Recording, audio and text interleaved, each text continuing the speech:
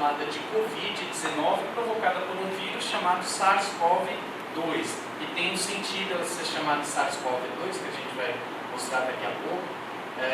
Vou pedir desculpa que esses slides não foram feitos especificamente para esse momento, porque depois do pós-carnaval a gente não teve muito tempo de fazer mais nada. E da última semana para cá, de quinta-feira para cá, que surgiu o primeiro caso confirmado, é que a gente não teve mais tempo para nada. Então, o que não for muito interessante aqui para a gente pula logo. Isso daqui eu tinha colocado porque, quando fiz essa apresentação, disse que queria que a gente evitasse que chegasse a esse ponto, mas a gente já chegou. Quem veio para cá agora viu que o trânsito está muito diferente do que normalmente seria nesse horário. Também diria que queria evitar isso para a gente estar numa situação pior, porque nem isso está tendo. As crianças não estão indo para a escola, trazendo um impacto bastante negativo, que eu não me lembro, pelo menos eu tenho a idade assim para ser neto, eu sou Luiz Alberto, mas eu não me lembro. Não foi porque não quis. De ter visto uma situação em que as aulas tivessem sido canceladas em boa parte do mundo, na verdade. Então isso daqui já ocorreu, não tem muito o que a gente falar. Então, para iniciar, a gente vai falar um pouquinho dos coronavírus para poder entrar no novo coronavírus. E eles são vírus de RNA espiculados, e a importância de saber que são de RNA é porque o comportamento de vírus de RNA é diferente de vírus de DNA, como por exemplo o herpes vírus, os vírus da família herpes, que respondem a um tipo de tratamento que os vírus de RNA não vão responder. Mas, eventualmente, alguns outros tratamentos para vírus de RNA podem servir para esse vírus. E essas espículas dele que geraram um nome. Essas espículas, os autores dizem que parecem com uma coroa, do latim corona, com um coronavírus, que na verdade são vírus esféricos, né? Por isso os autores falam que parece uma coroa solar, e eles têm um tamanho bastante reduzido, 60 a 140 nanômetros, e isso, para quem não tem noção, não fica triste, porque ninguém tem condições de ter noção do que é isso. Um nanômetro é você pegar 1 milímetro e dividir por 1 milhão. Então, é uma coisa, o menor risquinho lá da régua, você divide por 1 milhão, vai dar 1 nanômetro. A gente não consegue, nem imaginar como é isso. E um vírus tão pequeno como esse faz as crianças ficarem sem aula e vários profissionais em casa sem trabalhar. Eles têm grandes afinidades por células epiteliais, principalmente do aparelho respiratório, e são conhecidos desde a década de 1960. Portanto, por isso vocês ouvem falar do novo coronavírus, já que existiam antes desses 6 que acometiam os seres humanos. Bom, eles são globalmente distribuídos, portanto, todos os mapas que vocês olharem hoje são mapas que estão falando única e exclusivamente do SARS-CoV-2, como a gente falou, é o nome oficial do novo vírus. Esse site aqui depois a gente vai mostrar um pouquinho. Eles acometem, historicamente, outros animais, mamíferos, répteis, eventualmente, e aves.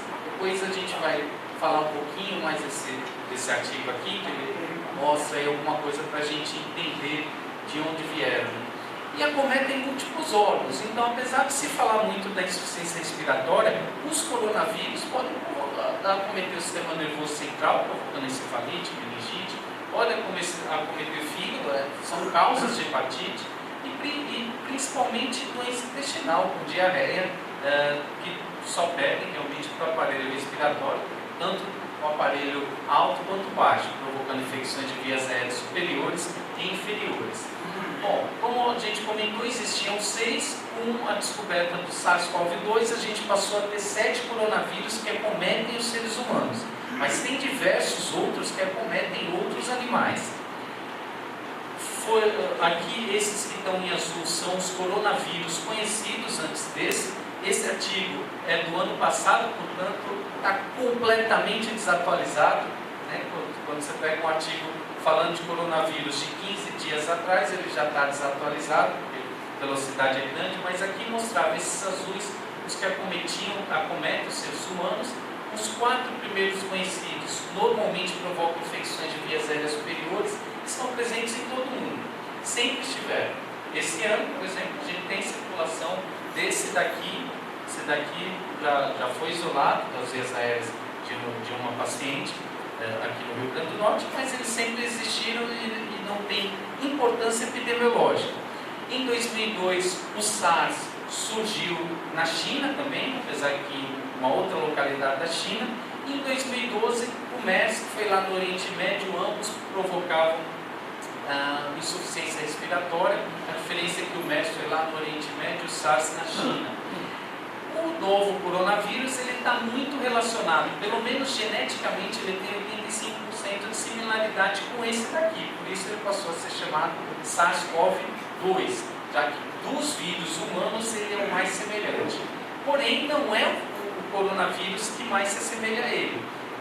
Na época da descoberta desse vírus, sabia-se que tinha um vírus de morcego, um coronavírus de morcego, que tinha uma similaridade de 92%, ou seja, maior ainda do que o SARS. Bom, logo em seguida foi publicado, se não for a principal, é uma das principais revistas médicas do mundo, o New England, anunciou aí a descoberta de novo coronavírus. Muito rapidamente o sequenciamento genético dele, aqui, a gente está em rosinha aqui, o sequenciamento genético do novo vírus, em azul, comparando com os outros que já existiam, e daí chegou a similaridade com o SARS. Bom, mas todo mundo pergunta, e isso é uma pergunta que talvez não tenha tanta importância agora, mas todo mundo pergunta de onde ele veio. Então, para a gente saber de onde ele veio, tem que lembrar de alguns acontecimentos. Os primeiros acontecimentos do coronavírus foram dia 20 de dezembro de 2019, o primeiro paciente, quer dizer, um dos 3 primeiros, porque foi isolado de 3 pacientes ao mesmo tempo. Então, um deles que começou com sintomas mais precocemente, teve início dos seus sintomas, febre, tosse, mialgia. Já no dia 29 ele teve que se internar e ali foram coletadas amostras das vias aéreas dele, secreções das vias aéreas. No dia 31 de 12, a China comunicou à Organização Mundial de Saúde que existiam 44 casos de uma pneumonia até então desconhecida, que não tinha um comportamento de pneumonia bacteriana, um infiltrado bilateral, uma coisa um pouco mais arrastada do que uma pneumonia bacteriana. Já no dia 7 foi isolado um novo vírus e a sua sequência genética logo em seguida. E no dia 12 já existia o primeiro caso fora da China e já existiam kits disponíveis para diagnóstico do vírus, da doença. Se vocês separarem aqui, vão perceber que a gente está vivendo um momento histórico, realmente não só porque as escolas são fechadas, mas porque isso nunca aconteceu na ciência. Se for para pensar o tempo que se levou para descobrir a causa, principalmente das doenças infecciosas, a gente pegar a tuberculose levou 2.000, 3.000 anos para se descobrir que era o bacilo de Koch. Hanseníase, talvez 6.000 anos de existência para poder descobrir que era o bacilo de Hansen. A Zika chegou no Brasil, apesar de já existir na África, se levou ainda 13 meses para alguém poder fazer isolar o vírus da Zika e fazer seu sequenciamento genético. O HIV, que foi o vírus, pelo menos que eu tenho notícia, que foi descoberto na maior velocidade possível, levou quase 3 anos para ser descoberto e quase 5 anos para ter o primeiro exame diagnóstico. E aqui, com uma questão de 10 dias, a gente já tem praticamente tudo. Então, é uma coisa muito interessante a velocidade com que as coisas se modificaram e mostra também que a dinâmica da doença é muito, muito, muito violenta. Ou seja, muda de uma hora para outra. Eu já fiz apresentação sobre isso nos últimos dias, acho que em 20 locais diferentes, e toda vez eu digo, quando eu estou falando aqui, quando eu terminar de falar, talvez já tenha mudado alguma coisa, e muitas vezes aconteceu. Como, por exemplo, eu chamando o vírus de 2019 nCoV, quando eu terminei a apresentação, a OMS já tinha chamado de SARS-CoV-2, e por aí vai. Então, é uma dinâmica violenta, exatamente. Bom, tudo isso daqui ocorreu nessa localização, terceiro maior país em extensão territorial do mundo, maior população do mundo, maior exportador do mundo, maior importador do mundo e segunda maior economia do mundo. Ou seja, tem uma importância para o mundo que não dá para medir. Na verdade, é uma importância inimaginável. E mais, surgiu numa cidade específica, na província de Hubei, que a China é dividida por províncias, que equivalem aos nossos estados, eles têm 22 províncias, e a capital da província de Hubei é Wuhan. Eu tenho perguntado para todo mundo, alguém antes dessa pandemia já tinha ouvido falar dessa cidade? Eu nunca tinha ouvido falar dela, e até agora não vi ninguém que tivesse ouvido falar. Então essa cidade sem futuro, que ninguém nunca ouviu falar, tem uma população oficial de quase 9 milhões de habitantes, uma coisa assim em torno do Rio de Janeiro. Extraoficialmente se fala até em 12 milhões, se aproximando a São Paulo, extraoficialmente. Essa cidade aqui sem futuro está perto aqui de um local que é conhecido como o Vale do Silício Chinês, simplesmente onde está a Apple, onde é produzido muitas das coisas que estão nos bolsos e nas mãos de vocês agora, não só a Apple, mas muita coisa da tecnologia. O Vale do Silício é o nome dado para uma região da Califórnia, onde o Bill Gates fundou a Microsoft, onde foi fundada a Apple, a IBM e diversas outras empresas, e lá na China, que é hoje um grande exportador de tecnologia, o Vale do Silício está aqui. Qual a importância com o RAM? Vocês estão vendo aqui esse tracinho azul, isso é um rio, né? A gente lembra que no mapa quando socorre é um rio chamado Yangtze. A importância dele é o terceiro maior do mundo, perde apenas para o Rio Nilo e o Rio Amazonas. E o RAM está bem na margem dele, onde tem um porto.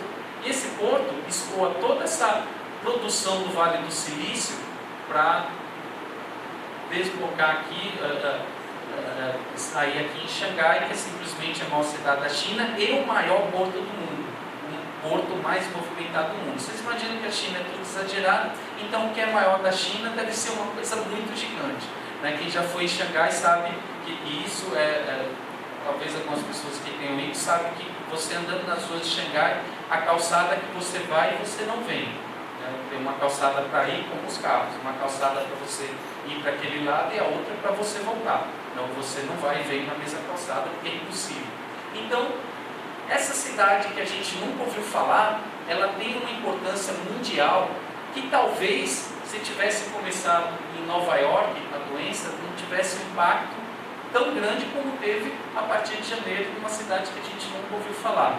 Além de ter o porto aqui, lá tem uma linha férrea também sensacional, que escoa os produtos para Pequim, para Xangai também e para Hong Kong, além de outras cidades, mas só precisa falar dessas para compreender a importância. E não é um trem que passa aqui no Alecrim, é um trem bala. De Wuhan para Xangai dá 800 e poucos quilômetros, eles fazem em 3 horas. É um trem que viaja em torno de 300 quilômetros por hora. Então, quem conhece, quem já viu o trem de carga, sabe a quantidade de produtos que ele tem. Quem já viu no Porto de Santos, o trem chegando é uma coisa que, se você para de carro, você espera 15 minutos o trem para todos os vagões passar. Isso em Santos, imagine em Xangai. É uma coisa absurda. Portanto, nesse local, que além de ter um porto, que escoa para o maior porto do mundo, além de ter uma linha férrea importantíssima, tem também diversos voos. Isso daqui, na projeção aqui ficou em azul, mas ele estava em branco. Tem um site aqui que vocês podem consultar, um site que mostra todos os voos internacionais que estão ocorrendo no momento.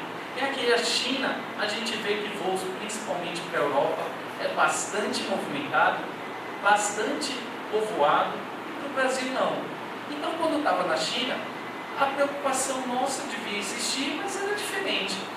O Brasil não tem nenhum voo direto para a China. Tem voos Rio e São Paulo com conexões na Europa ou Dubai, mas não tem nenhum voo direto. O Nordeste brasileiro não tem voo nem com escalas e conexões, nenhum para a China.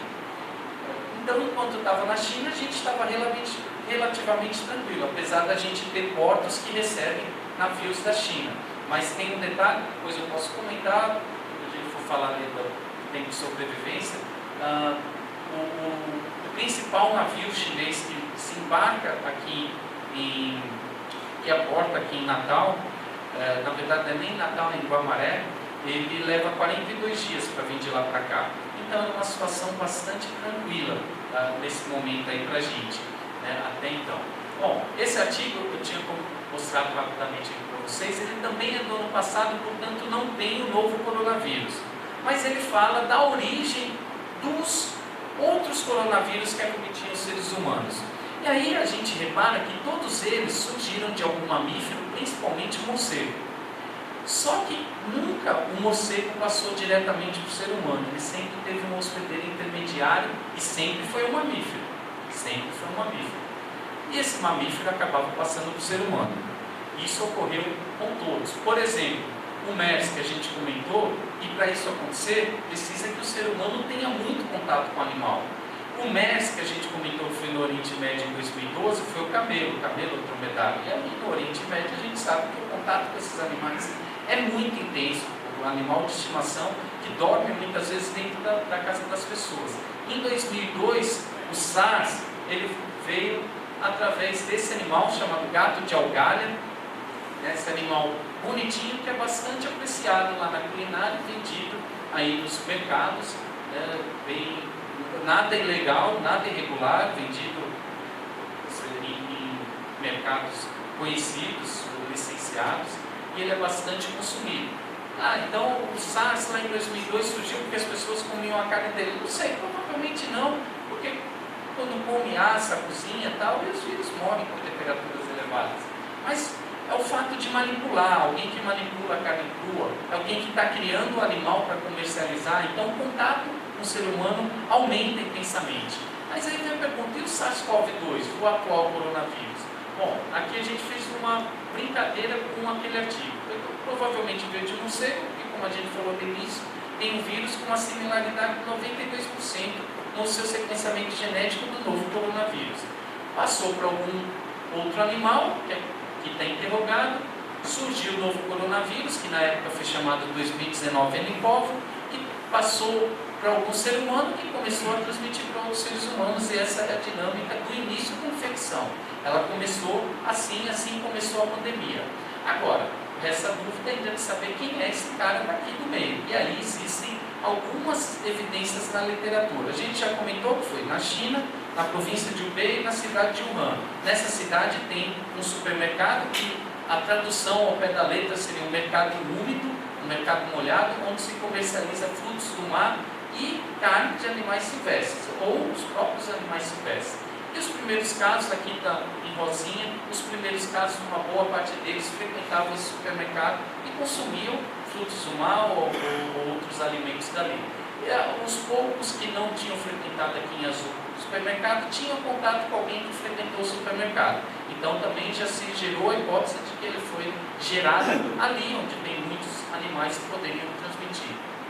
Aqui também mostrando isso, como a gente pode passar. Só que aí a imprensa achou de resolver nosso problema. E eu já disse, lá no final de janeiro o G1 já dizia: a cobra é o possível transmissor para humanos.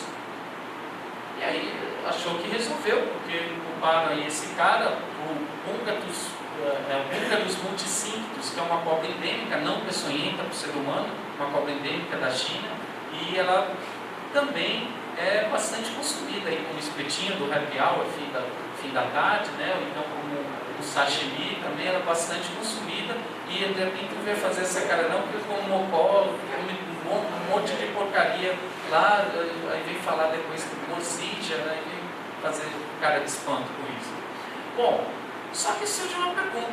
O Luiz Alberto, que está lá, é infectologista desde antes de existir o Hospital José da Trigueira, fundado em 1943, ele nunca viu nenhuma doença viral ser transmitida para o ser humano por cobra. Aí gera a pergunta: cobra transmite vírus aos humanos? A gente ouve falar da gripe suína, que vem de porcos, da gripe aviária que o ser humano pega, mas gripe ou qualquer outra doença viral que veio de cobra, nunca ninguém ouviu falar. E veja que a gente não está falando de veneno, de peçonha, não está falando de infecção bacteriana secundária, está falando de vírus. Nenhuma cobra nunca transmitiu vírus respiratórios dos seres humanos por um motivo simples. Os corpos transmitem porque os receptores nas vias aéreas deles são iguais aos dos seres humanos. Iguais aos dos seres humanos e iguais aos das aves. As aves têm alguns receptores nas vias aéreas iguais aos nossos, só que os receptores das aves que a gente tem estão nos alvéolos. em pequena quantidade. Portanto, quem pega a gripe aviária, o tratador de ave que entra numa sala que está repleta de galinha, tudo eliminando vírus, uma alta densidade viral, consegue passar por toda a barreira e chegar nos alvéolos. Aí são poucas pessoas que adoecem, mas adoecem de doença extremamente grave, porque primariamente já está lá no alvéolo. Já a gripe suína você pega pelo nariz, na mucosa nasal ou oral, porque os receptores estão na porção inicial do aparelho respiratório. Mas cobra tem receptores que os seres humanos não têm. Portanto, teoricamente, os vírus respiratórios de cobras não devem acometer os seres humanos. E aí, se não foi a cobra, pode ter sido um morcego, que também é apreciado. Não sei se dá para apagar a luz, que dá para ver melhor, não sei se dá. Os morcegos que também são apreciados na gastronomia. Eu não estou falando aqui de coisa ilegal, porque vocês estão vendo mesas bem paradas aqui, ou se vocês procurarem na literatura em cardápios de restaurantes chineses, vocês vão encontrar a bag soap, a sopa de morcego, que é bastante comum. É um morcego específico, um morcego ferradura, e talvez seja isso que tenha transmitido. Bom, a gente viu que sempre o morcego passa para um outro hospedeiro para chegar até o ser humano. E aí resta dúvida.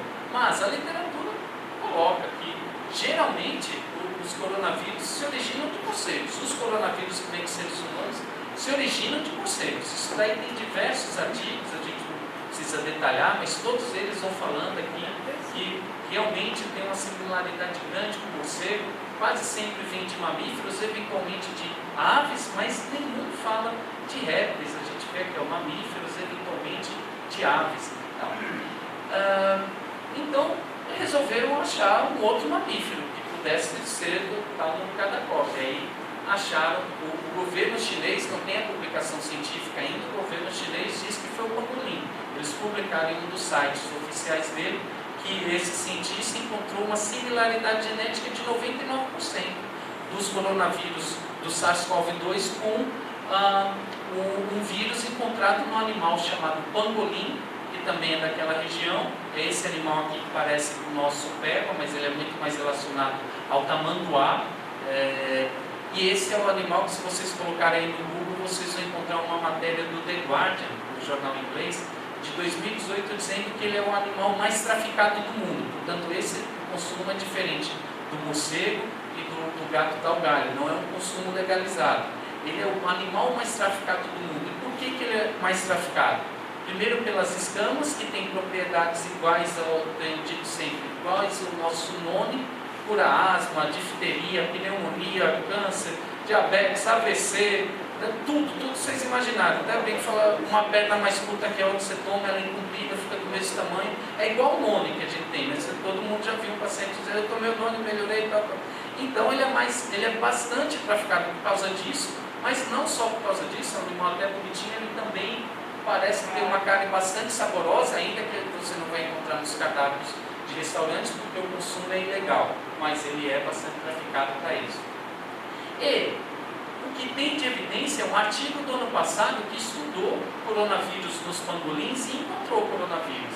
Aí eles estão dizendo que esse coronavírus tinha uma similaridade de 99% com o SARS-CoV-2.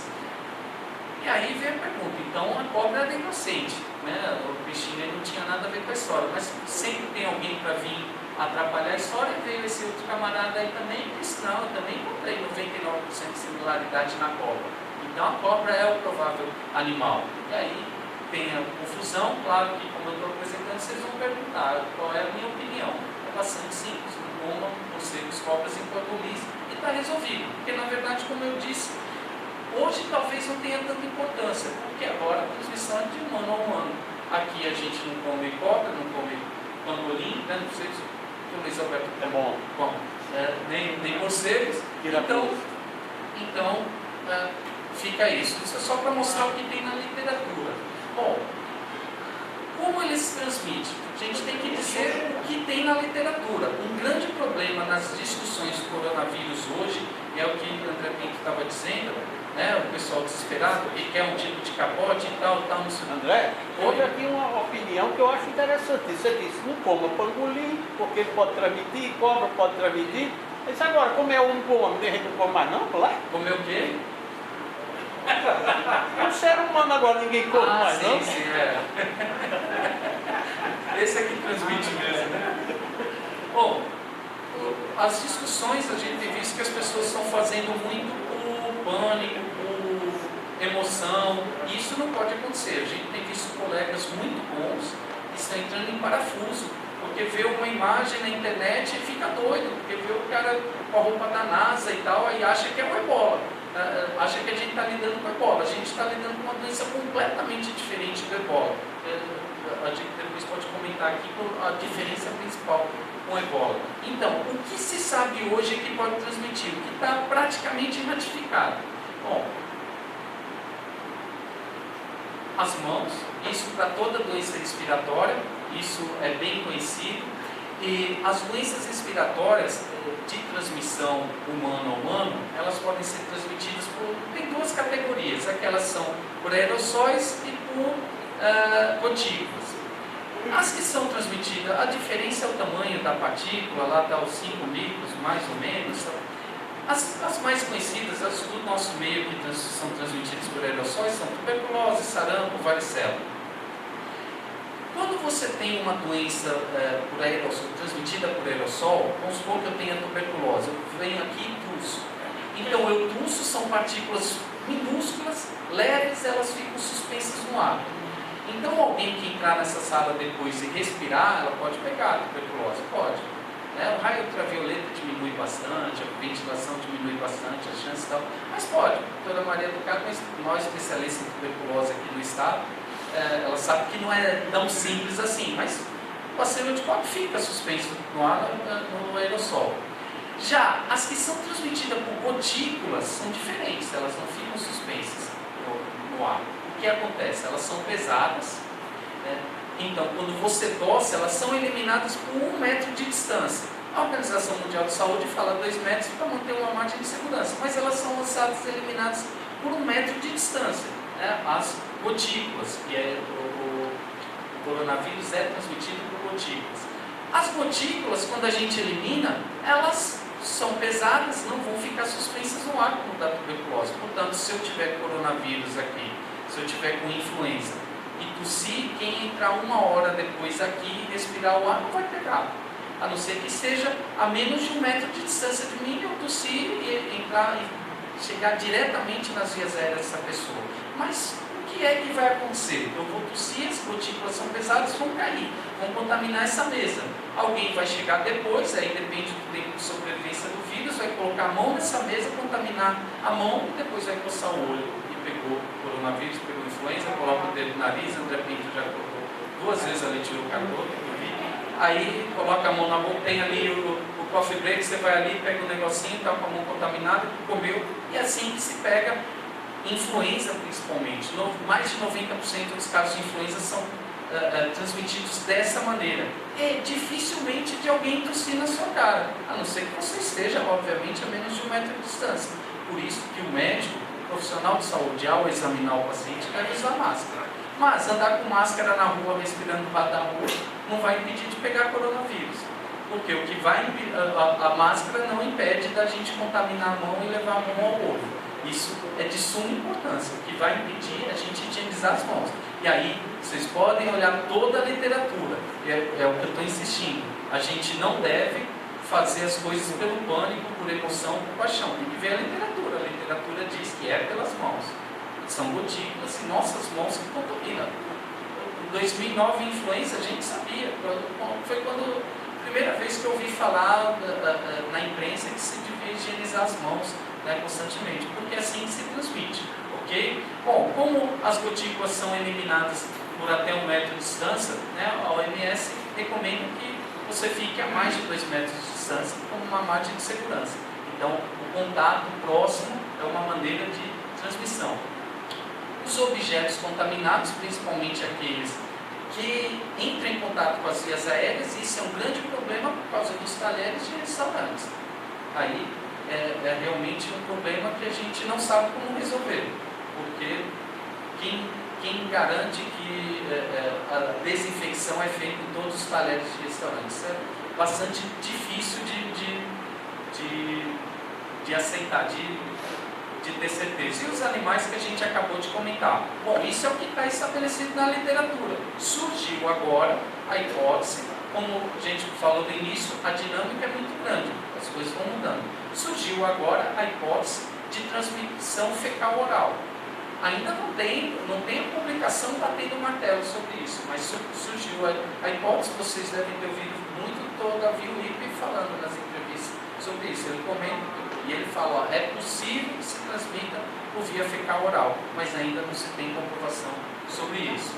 Bom, em relação ao tempo de sobrevivência, tem diversos artigos falando dos coronavírus de uma maneira geral. E saiu um artigo recente, essa semana ou no final de semana passada, que eu não tive tempo de colocar aqui ainda, mas esse daqui, que é de 2010, fala dos outros coronavírus que têm um comportamento semelhante.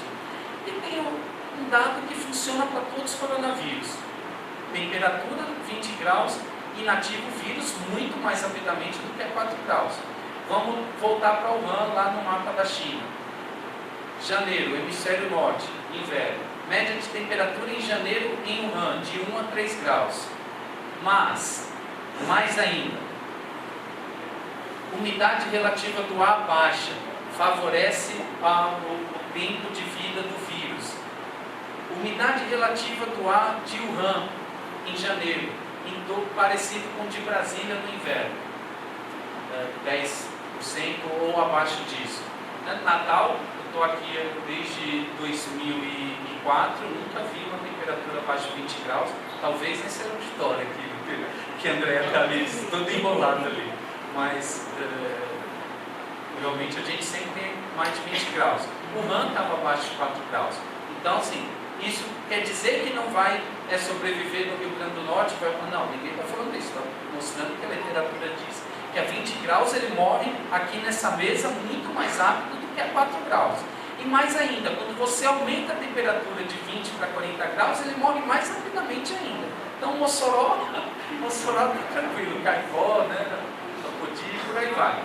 E tem diversos artigos mostrando que os antissépticos que a gente usa, o álcool 70, ele inativa mas muito rapidamente os coronavírus, né? Inclusive os novos coronavírus, e falando do tempo de sobrevivência em objetos inanimados. A gente podia comentar todos, mas pode resumir com esse artigo que é já desse ano, portanto já estudando o novo coronavírus, que avaliou 22 estudos e que revelou uma coisa que pode trazer um alarme, que eles podem persistir em superfícies inanimadas como metais, vidros ou plásticos por até 9 dias. Isso no hemisfério norte, no inverno do hemisfério norte. Quanto tempo sobrevive em Natal, a gente não sabe. Pode ser que seja a mesma coisa, mas provavelmente não, porque a temperatura é elevada, inativa ele mais rápido e a umidade relativa do ar alta, a nossa é sempre em torno de 80, 80 e poucos por cento, né? Inativa o vírus mais rápido. E mais, ainda veio um outro cara para animar a gente e disse que exposição em 60 minutos ao raio ultravioleta destrói o vírus. Então, provavelmente ali na rua, os vírus não vão sobreviver, não. Porque a gente, se olhar a foto de Wuhan em janeiro e se olhar a foto da Itália agora, vocês não encontram sol. Vocês vão ver um mundo cinza, que raio ultravioleta não chega. Denso, nuvens densas, né? Raio ultravioleta chegando muito pouco. É bem diferente da nossa realidade. Portanto, é possível que a gente tenha uma situação pela natureza bem mais confortável do que Wuhan e que toda a Itália tem, por conta da natureza e não por conta de estrutura, mas por conta de natureza. Ok, dito isso, qual seria o período de incubação? O período de incubação tem se falado muito, inclusive, o Dr. Davi Wippe, que eu citei agora há pouco, ele está em um movimento junto ao OMS, que é o Ministério da Saúde, de reduzir o tempo de quarentena, apesar que o ministro hoje já disse que não, tem que ser 14 dias para todo mundo. Por quê? A literatura mostra, e esse é o melhor artigo, é um artigo europeu, que pegou inclusive as pessoas que estavam saindo da China em janeiro, quando a Europa estava bem tranquila, e avaliou que a média é de 6,4 dias. Ou seja, do momento do contágio até o surgimento do primeiro sintoma, a média é de 6,4 dias. Aí você faz aí 5, 7 dias, e no máximo chegou a 11 dias. E aí o pessoal deixou como margem de segurança 14 dias. Então, esse daqui é o melhor artigo que avaliou isso, porque dentro da China, durante o apogeu da doença, não dava para avaliar. E o período de transmissibilidade? Todos os outros coronavírus e a maioria dos vírus respiratórios, sabidamente é do primeiro dia do surgimento dos sintomas até o 7º dia no máximo. Mas como sempre tem um alemão para vir aqui fazer 7-1 na gente, né, um alemão publicou que, no New England, inclusive, que muitos dos artigos não estão aqui com a edição da revista, porque eles foram publicados em press, ou seja, ainda nem tem o número, né, porque as coisas estão muito dinâmicas. Mas eles publicaram aqui, isso está na página do New England, que um chinês, quando a Alemanha não tinha caso ainda, tinha um caso importado, então, mas um chinês conseguiu autorização de uma época que ele não podia sair da China, conseguiu autorização para sair e fazer uma reunião na Alemanha. E ele declarou que estava sem sintomas. Ele fez uma reunião e 2 alemães que estavam nessa reunião, enquanto o chinês estava assintomático, esses 2 alemães, o chinês voltou para a China e poucos dias após adoeceu, passou a ter, dia seguinte ou 2 dias após, ele retornou à China, passou a ter sintomas e foi confirmado o Covid-19 dele. E 2 dos alemães que estavam na reunião com ele, dito assintomático, adoeceram também 3, 4, 5 dias depois. E depois 2 pessoas que entraram em contato com esses alemães também adoeceram. Então, todo mundo ouviu falar que ela transmite mesmo em assintomáticos. Essa é a única evidência na literatura. Ou seja, quem está ligado, quem está mais ligado aí à pesquisa, à análise de artigos, vê que tem um viés muito grande. É a declaração do chinês que disse que estava sintomático. Ou seja, foi através de entrevista com o chinês que disse que estava sintomático. De alguém que teve autorização para viajar para fora do país numa época em que ele não podia. Então, será que ele estava realmente sintomático? Não sei, mas a literatura New England colocou isso daqui e não há nenhuma outra evidência na literatura sobre isso. Okay? Então, tudo está baseado nisso. Nesse artigo foi publicado no New England, quando se fala que o assintomático pode transmitir. Okay? E a situação atual, todo mundo sempre quer saber, a situação atual ela é bastante diferente do início, que a gente comentou, né, que as coisas mudam muito rapidamente e se tem algumas fontes para a gente consultar. A Organização Mundial de Saúde atualiza os dados diariamente. Aí, se vocês colocarem Situation Report, vai aparecer a primeira opção lá do Google. Isso daqui são dados de ontem, porque quando eu peguei ontem, mas hoje não tive tempo ainda de pegar, não tinham confirmado 191 mil casos. E a partir de quarta-feira, a Organização Mundial de Saúde mudou a maneira como está divulgando aqui os dados. Porque antes era China e fora do resto do mundo. Em janeiro e fevereiro, a gente tinha, como os dados são atualizados diariamente, a gente tinha uma média de 3 mil casos novos na China, principalmente na cidade de Wuhan. 3 mil casos lá e fora do mundo era coisa esporádica. A China agora está tendo menos de 10 casos por dia e declarou ontem que os casos são todos importados, ou seja, inverteu. A China declara que hoje não tem mais transmissão dentro do seu território. E todo mundo está vindo da Europa para a China agora com o coronavírus. Mas a Europa passou a ser o epicentro da doença agora e hoje a gente tem uma média de 11 a 17 mil casos dia. Porque na China era uma coisa, estava apenas em uma cidade, uma província em que eles sitiaram e pronto. Europa, muitos conhecem, sabem que não tem fronteiras entre os países, é impossível você fechar a fronteira entre eles, a comunidade europeia. A densidade populacional é muito grande, porque a China é muito populosa, é verdade, mas você tem grandes áreas de matas, de florestas na China ainda exploradas, e na Europa a densidade é grande, sem contar que, quando a gente falou que não tinha nenhum voo da China direto para o Brasil, aí da Europa para o Brasil tem incontáveis voos, inclusive para o aeroporto de Natal, que quase não tem voos, mas tem voo diário foi cancelado ontem para Lisboa. Além de um voo charter 2 vezes por semana para Amsterdã e um voo semanal para Buenos Aires. Então, o problema hoje, o que trouxe o problema para o Brasil foi a Europa. Tanto é que quase 100% dos primeiros casos no Brasil vieram da Europa e principalmente da Itália, que é o país hoje com o maior problema por conta do coronavírus. Bom, eu recomendo que vejam esse site, porque ele atualiza os dados em tempo real, no mundo todo, então ele sempre tem uma diferença lá da Organização Mundial de Saúde, e ele mostra país por país também. Aqui, se você for mexer nas abas, você vai ver cada país, o número de casos diários, ele é bem interessante, né? Então a gente vê que a China está em 81 mil casos, mas está em 81 mil casos já há uns 10 dias. Enquanto que a Itália, a cada dia, a gente vê 5 mil casos novos, 6 mil casos novos, 7 mil casos novos. E a Espanha vem aí na mesma rotina, na mesma pegada, logo vai passar o Irã. Então Itália e Espanha serão amanhã, provavelmente, os dois países principais do mundo relacionados ao coronavírus. Desses 242 mil, 85 mil já são considerados curados, o que quer dizer que a gente tem aí 100 e alguma coisa mil de pessoas que ainda estão transmitindo no mundo, pelo menos os casos confirmados, o que leva a um controle da doença bastante complicado. Esse editorial do New England também não tem o número da edição, foi em press,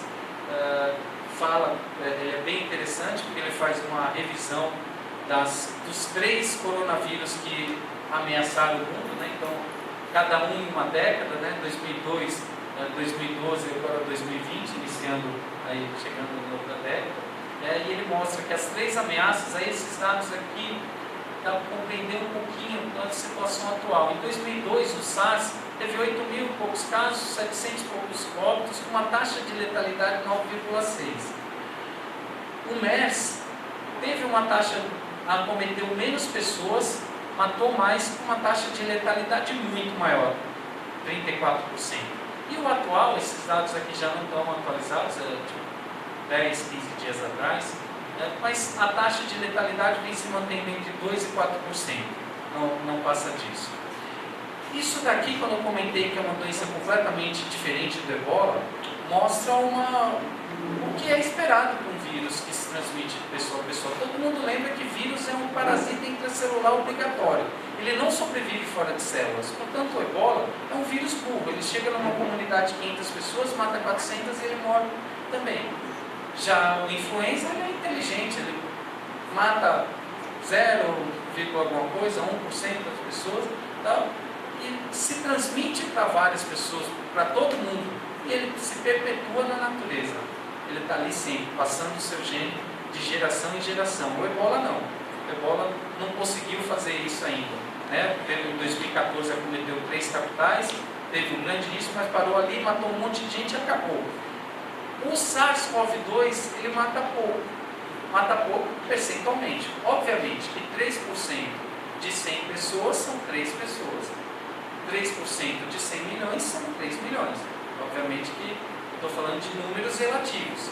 Se ele acometer 1 milhão de pessoas, a catástrofe, o número de óbitos vai ser catastrófico, não tenho dúvida.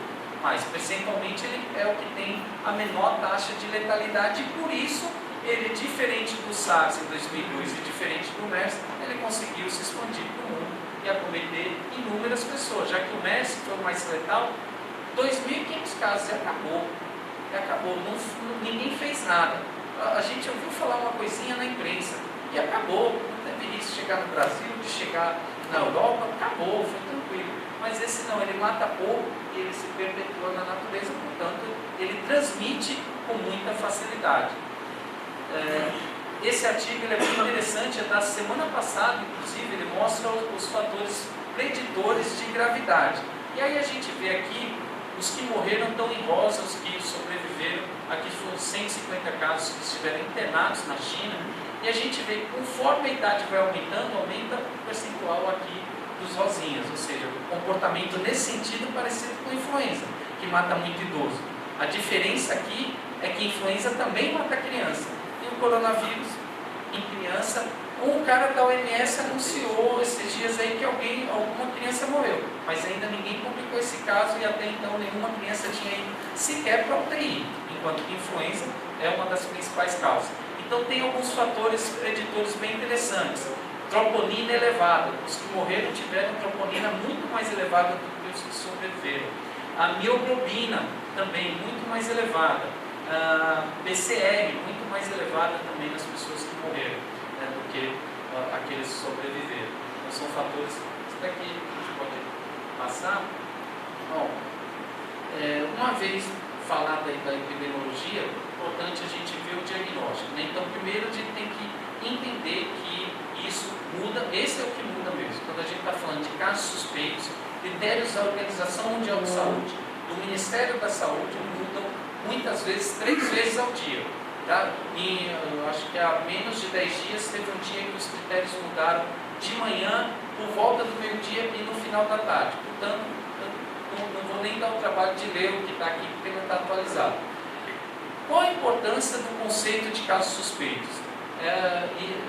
Isso está levando tumulto nas unidades de saúde. Agora que estou fazendo, inclusive hoje eu pedi reforço policial, o coronel Araújo, comandante Araújo, gentilmente cedeu e está lá os policiais na frente do Hospital Bezerra do Trigueiro, porque a população, todo mundo queria fazer exame, porque acho que, não, eu espirrei, eu tenho que fazer exame do coronavírus. E não adianta a gente correr. Primeiro porque a gente vai falar já qual é o exame. É um exame caro, biologia molecular, exame de ponta. Cara, o suave que é feito não é um suave comum, não pode ser o suave algodinoso, é o suave de rayon, que é um pouco mais caro do que o suave comum.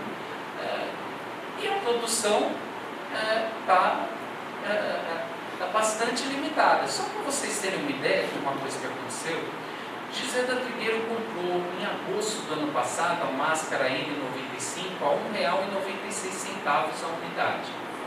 Em fevereiro desse ano, a gente estava na época de comprar novamente, o mesmo fornecedor botou a R$ 74. E a gente não consegue mais comprar 74 porque não tem. E por que não tem? Motivo simples. Quando começou na China, a China é o maior exportador de matéria-prima para máscara N95. Praticamente todas que a gente usa no Brasil tem matéria-prima da China. Quando começou o surto lá, eles compraram, eles começaram a importar o que eles exportavam. Eles passaram a comprar. E aí chegaram para os nossos fornecedores e falaram: vocês estão vendendo a R$2, eu pago 70. 70 e quero toda a sua produção. Os caras venderam. Portanto, não tem. Quem foi comprar, você que foi comprar, né, achou. Essa aqui não é N95, essa é PFF1, é diferente da N95, e não encontra. Não encontra. Vocês podem querer pagar agora R$5.000 em uma unidade da máscara, e vocês não vão encontrar no Rio Grande do Norte, e não vão encontrar nos outros estados também, porque não tem. O Ministério da Saúde não está conseguindo comprar, porque a China comprou tudo. Com o fim da crise na China, a gente espera que volte a ter aqui para a gente. Mas, no momento, a gente não tem fornecedor. A gente fez 2 licitações, fez dispensa de licitação e não apareceu um fornecedor. A gente oferecendo R$70 e não apareceu um fornecedor mais para vender máscara N95. Só para ter uma ideia. Então, essa classificação como casos suspeitos, ela é do Ministério da Saúde. Se a gente colher exames de um caso que não se enquadra nesses critérios, a gente pode até colher, mas quem vai fazer o exame é o Ministério da Saúde, ele não vai fazer se não tiver enquadrado. E aí, a não ser que a gente minta na ficha de notificação, e essa não é uma atitude ética. A gente não pode colocar dados falsos num documento importante como a ficha de notificação. Portanto, a população fica maluca. Quando vai lá e fala: não, mas eu conheci um cara que veio para a Europa, eu estava na sorveteria, ele passou tal, e agora eu estou tossindo. Infelizmente, para o Ministério da Saúde, até então não é um caso suspeito. Agora, isso, como eu falei, muda todo dia. Possivelmente, essa semana ou a próxima semana vai mudar radicalmente e vai passar a desconsiderar contato com pessoas que vêm de áreas de transmissão, porque possivelmente a transmissão vai ser em todos os locais. Já então vai ser mais simples para a gente colher ou não, porque pode-se adotar o critério que alguns países adotaram também, colher só dos casos graves, só de quem está internado. E aí acaba a história também. Mas por enquanto tem muita confusão em relação a isso. Aqui então, esses critérios não vou nem ler, eles já estão completamente desatualizados, mas vocês podem entrar no site da CESAP, saude.rn.gov.br, todo dia atualizado conforme a descrição do Ministério da Saúde. Mas até então o que predominava era alguém que nos últimos dias nos últimos 14 dias viajou para uma área de transmissão e agora entrou São Paulo, Rio de Janeiro, Brasília, né? Brasília que os conselheiros foram, e teve febre e pelo menos um sinal ou sintoma respiratório, principalmente tosse, dispneia.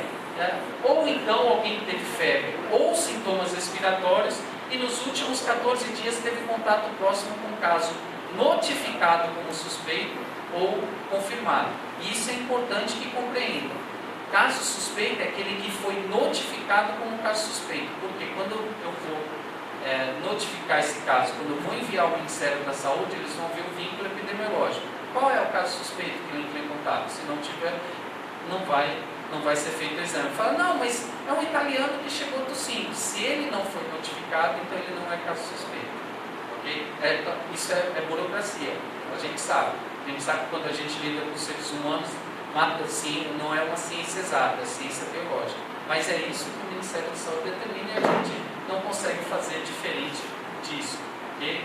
Bom, a gente ainda classifica os casos como um caso provável, aquele que teve um contato próximo com um caso suspeito ou confirmado e apresenta sintomas típicos, febre ou sintomas respiratórios. O caso confirmado é apenas no Brasil, e a China tentou fazer diferente uma época, a OMS não aceitou, apenas os casos com confirmação laboratorial.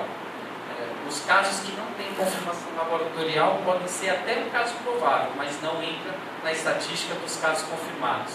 O caso pode ser descartado se, e isso é uma dúvida que também todo mundo tem, colheu o exame, vai para o LACEN do Rio Grande do Norte. Um laboratório privado em Natal estava fazendo o exame, mas acabou rapidamente, ele não consegue mais comprar novos kits. Alguns hospitais privados estão tentando comprar, mas não tem disponível no mercado para venda. Então todos estão indo para o laboratório central do Rio Grande do Norte. Lá vai ser feito um primeiro cultivo para influenza. Deu positivo para influenza, o caso é descartado, porque um outro diagnóstico já descarta o caso. Ah, mas ele não pode ter com infecção? Por princípio não é comum você ter dois vírus, um aparelho respiratório provocando doença ao mesmo tempo, mas como eu falei, tudo muda muito rapidamente, é possível que amanhã tenha uma publicação afirmando que pode coexistir 2 ou 3 vírus no aparelho respiratório, aí muda tudo. Mas se deu positivo para a influenza, acabou, foi descartado o caso do coronavírus e influenza. Deu negativo, se faz um segundo cultivo para 9 vírus respiratórios. Se deu positivo para algum deles, está descartado. Se deu negativo, vai para um dos 3 laboratórios de referência do país. São Fiocruz, no Rio de Janeiro, Adolfo Lutz, em São Paulo, Evandro Chagas, em Belém do Pará. Por princípio, por determinação do Ministério da Saúde, os nossos obrigatoriamente vão para Belém do Pará. Chegando lá, eles dão um prazo de até 7 dias para entregar, porém eles estão entregando por 72 horas a partir do momento que chega lá. Quem já foi em Belém sabe, no ano passado o Congresso Brasileiro de Infectologia foi lá e a gente sabe a dificuldade de encontrar voos de Natal para Belém. Portanto, os exames não são enviados no mesmo dia na maioria das vezes, porque não tem voos para ir para lá. E aí isso atrasa mais ainda o resultado.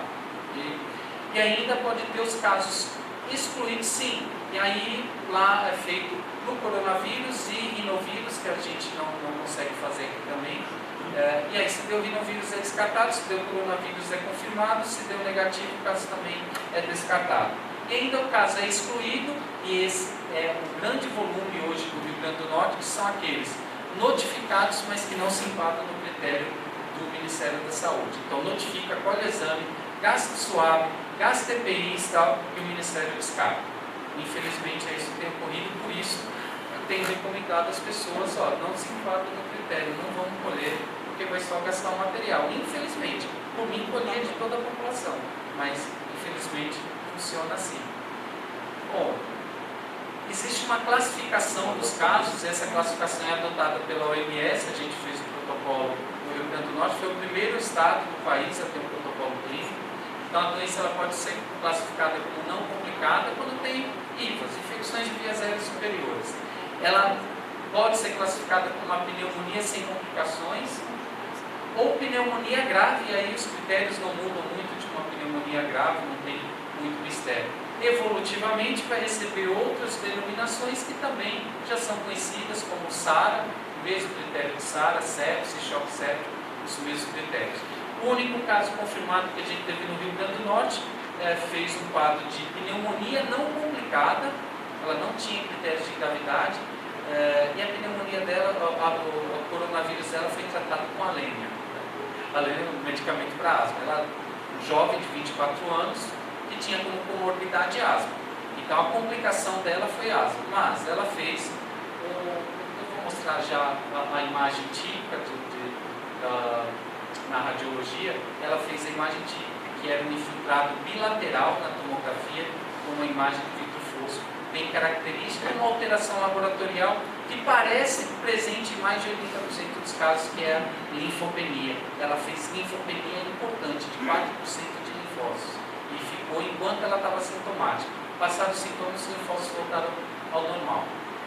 Bom, o quadro clínico, isso a gente está aprendendo ainda, portanto eu vou falar o que tem nos artigos, nos principais artigos, basicamente febre, fadiga, isso é muito relatado, tosse seca, que pode passar a ser produtiva evolutivamente por uma infecção bacteriana secundária, hiporexia, mialgia muito descrita, dispneia dos casos que têm acometimento do trato respiratório inferior, diarreia e náusea. Basicamente é isso, e parece ter uma frequência desses sintomas, ou seja, febre em quase 100% dos casos, fadiga em 70%, a tosse seca em 60%, hiporexia 40%, a mialgia 35% e a dispneia em 31%.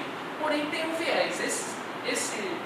Esses dados são baseados nesse artigo que avaliou 138 pacientes hospitalizados. Aí tem um viés, você já está pegando as pessoas um pouco mais graves que elas estão hospitalizadas, e a grande maioria, que a gente vai ver que são 80%, um pouco mais de 80%, fazem quadro muito leve, não estão nesse estudo. Então, talvez tenham outros sintomas mais leves que não estão descritos aí ainda. Mas chama atenção uma coisa importante que todo artigo tem mostrado, apesar de eu não ter visto nenhum autor comentar isso. Cefaleia é pouco frequente em coronavírus, e talvez seja o dado clínico de maior diferença com influenza. Influenza tem cefaleia em quase todo mundo. E aí o coronavírus, a Covid, parece ter uma frequência de cefaleia muito, muito baixa. A paciente que a gente teve o primeiro caso confirmado teve um dia sequer de cefaleia. Não reclamou de cefaleia em momento algum. Chama atenção para as pessoas que foram para a UTI. Elas têm uma idade superior, estatisticamente significante, aos que não foram para a UTI. Os que foram para a UTI tinham comorbidades, sendo que a principal comorbidade foi a hipertensão arterial. E aí todo mundo está ouvindo falar da hipertensão como um fator agravante, né? E é a principal. 72% dos que foram para a UTI tinham hipertensão arterial, seguido de outras doenças cardiovasculares e diabetes. Tem aqui para o Marcos Lima também não ficar triste, né? Doença cerebrovascular também, AVC provavelmente. Não teve muito impacto doença renal e também no HIV, imunossupressões,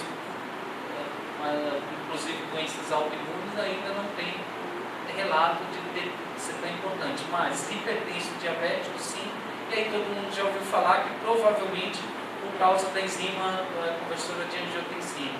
Inclusive a Sociedade Brasileira de Cardiologia emitiu até uma nota dizendo que não recomenda trocar os antihipertensivos porque não tem ainda evidência de que realmente seja isso, de que vá trazer algum benéfico. Até porque o diabético não necessariamente usa um inibidor de ECA ou um BRA, né? E mesmo assim expressa bastante a enzima conversora de angiotensina. Possivelmente esse seja um mecanismo fisiopatológico, né, de chegar, fisiopatogênico de como o paciente se agrava. Esse daqui é o primeiro relato dos Estados Unidos, o primeiro caso, mostrando aí a duração dos sintomas. Então a febre pode durar até 10, 12 dias, isso tem sido bastante descrito. A tosse pode chegar até 3 semanas, então por isso que a gente comentou no início, era uma pneumonia que tinha um comportamento da bacteriana, que ela se mostrava mais arrastada, o quadro clínico mais arrastado.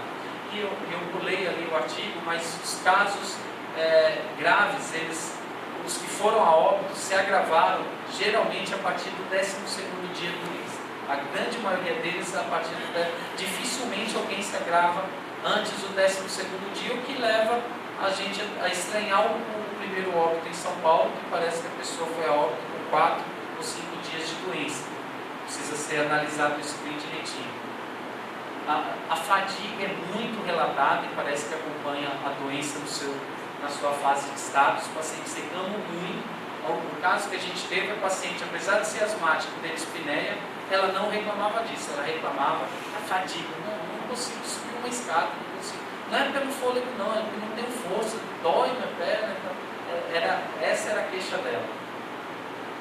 Aqui a gente pode pular. Esse outro artigo, ele já veio um pouco mais completo, com 1.100 praticamente pacientes estudados, inclusive muitos que não estavam internados, e ele mostrou que realmente até 20% dos casos podem não ter febre, quando a gente aumenta aí a população que está sendo estudada.